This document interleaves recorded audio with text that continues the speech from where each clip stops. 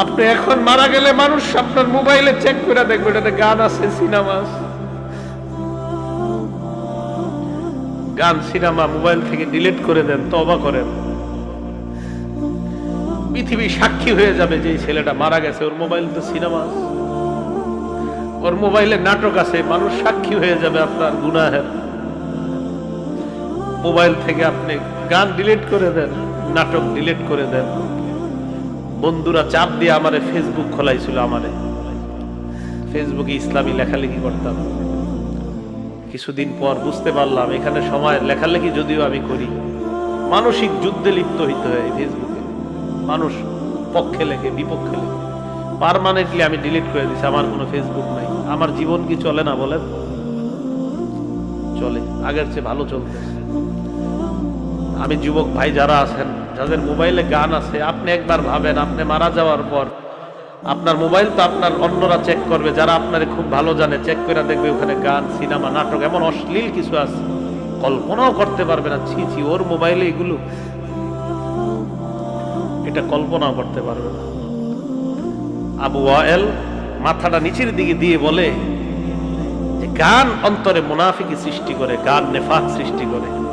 আল্লাহ আমাদের সকলকে গান থেকে, শোনা বলা থেকে বেঁচে থাকার তৌফিক দান করেন। সাহাবায়ে কেরাম গান কতটা অপছন্দ করতেন দেখেন। এটাও আবু দাউদ শরীফের 4924 নম্বর হাদিস। আব্দুল্লাহ ইবনে ওমর রাদিয়াল্লাহু তাআলা আনহুর ছাত্র রাফি, হযরত নাফি বলেন, আমি আব্দুল্লাহ ইবনে ওমরের সাথে পথ দিয়ে চলতে লাগলাম, রাস্তা দিয়ে। ফাসামিআ মিজমার, আব্দুল্লাহ ইবনে ওমর গানের আওয়াজ শুনলেন। শোনার পর ওয়াদআ উসবুআইহি আলা উযুনাইহি, তার দুই আঙ্গুল এইভাবে কানে ঢুকাইছে। সুন্নতটা সবাই আদায় করেন, এভাবে কানে ঢুকাইছে, এভাবে কান দিছে, হাত নামান। আজকে আমি পুরাটা বলি, বলার পরে আমলটা আপনারা একদিন হইলেও করার চেষ্টা করেন। আব্দুল্লাহ ইবনে ওমর কানের মধ্যে আঙ্গুল ঢুকানোর পর না আনিত তরিক, রাস্তা পার হয়ে একদম চলে গেছে। ছাত্র নাফে বলে, হুজুর কি হয়েছে আপনার? আব্দুল্লাহ ইবনে ওমর বলেন, হাল তাসমাউ শাইআন, এখন আর গানের আওয়াজ তুমি পাইতেছো কিনা? যন্ত্র বাদ্যযন্ত্রের আওয়াজ তুমি শোনো কিনা? আব্দুল্লাহ ইবনে ওমরের ছাত্র নাফে এইভাবে মাথা নাড়ায় কয়, না না, শুনি না। আব্দুল্লাহ ইবনে ওমর রফা উসবুআইহি আন উযুনাইহি, কান থেকে হাতটা সরায়, এইভাবে ছিল, হাত সরায়।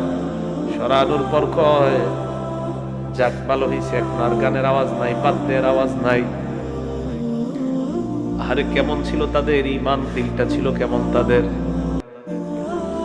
নাফে বলে, আপনি এমন কেন করলেন? আব্দুল্লাহ ইবনে ওমর বলে, নাফে তুমি যেমন আজকে আমার সাথে রাস্তা দিয়ে চলতেছিলা, আমি একদিন আল্লাহর নবীর সাথে এইভাবে রাস্তা দিয়ে চলতেছিলাম।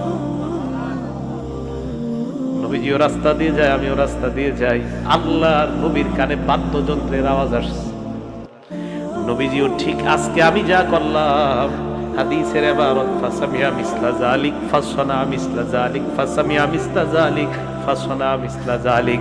আল্লাহর নবী গানের আওয়াজ শুনছে, বাদ্যযন্ত্রের আওয়াজ শোনার পর এইভাবে কানের মধ্যে আঙ্গুল ঢুকায়, ঢুকানোর পর এইভাবে আল্লাহর নবী কানটার মধ্যে আঙ্গুল ঢুকাইয়া দিছে। আব্দুল্লাহ ইবনে ওমর বলেন, আজকে আমি যা করলাম, আমার নবী গান শোনার পর অবিকল এমন করেছিলেন, তাই আজকে আমিও বাদ্যযন্ত্রের আওয়াজ শুই না, আমার নবীর সুন্নতের উপর আমল করলাম। তাহলে আপনাদের থেকে আমি চাই এই ওয়াদাটা, গান বাদ্য যেই এলাকার মধ্যে হবে, অন্তত নবীর সুন্নত হিসাবে, ঠিক আছে, একদম কানে আওয়াজ যায় না। দেখেন দুই আঙ্গুল এভাবে দিলে দেখবেন আওয়াজ যায় না, না না আওয়াজ যায় না। এইভাবে আপনি মহব্বতের সাথে করবেন যে আমার নবী এমন করছে তাই আমি এমন করতেছি, আমার নবী বাদ্যযন্ত্র শুনলে এমন করছে তাই আমি করতেছি। মহব্বত, আমলটা মহব্বতে করা, আমার নবী এমন করছে তাই আমিও করতেছি। মহব্বতে আমলটা করা যাবে না ইনশাল্লাহ। নবী এইভাবে করছে তাই আমিও করতেছি, এইভাবে মহব্বতে করা।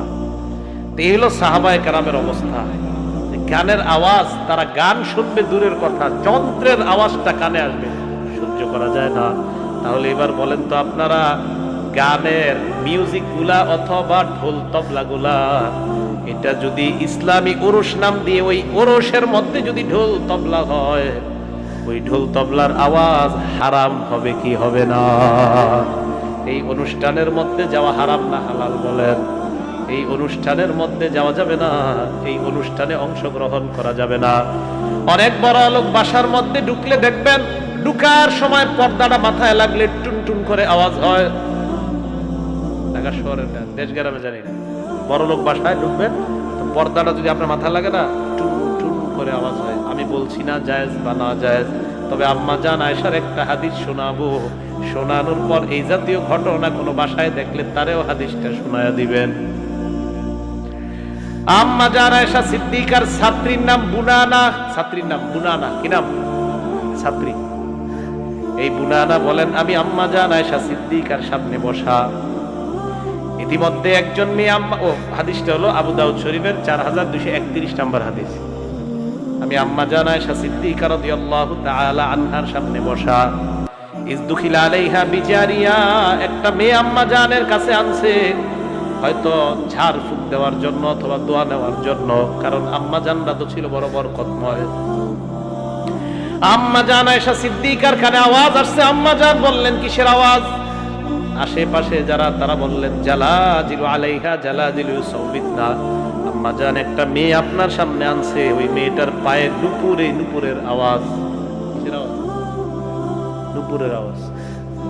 আম্মা জান আয়েশা সিদ্দিকা, মা বোনরা ভালো করে শুনেন, কারে আজকে আপনার আইডল মানেন? বিভিন্ন নায়িকার ফ্যাশন আপনার কাছে আজকে অনেক পছন্দ। আম্মা জান আয়েশা সিদ্দিকার সামনে সারা দুনিয়ার সুন্দরীদেরকে দাঁড় করায় দিবা, আম্মা জানের সৌন্দর্যের সামনেও তারা দাঁড়াতে পারবে না। এত সুন্দর ছিলেন আম্মা জান। আমাদের নবীজি মহব্বত করে ডাকতেন ইয়া হুমায়রা, এ লাল সুন্দরী। সুবহানাল্লাহ। আমাদের নবীজি আয়েশা সিদ্দিকাকে বলতেন ইয়া হুমায়রা, হুমায়রা মানে লাল সুন্দরী। নবীজি আম্মা জান আয়েশাকে বলতেন এ লাল সুন্দরী।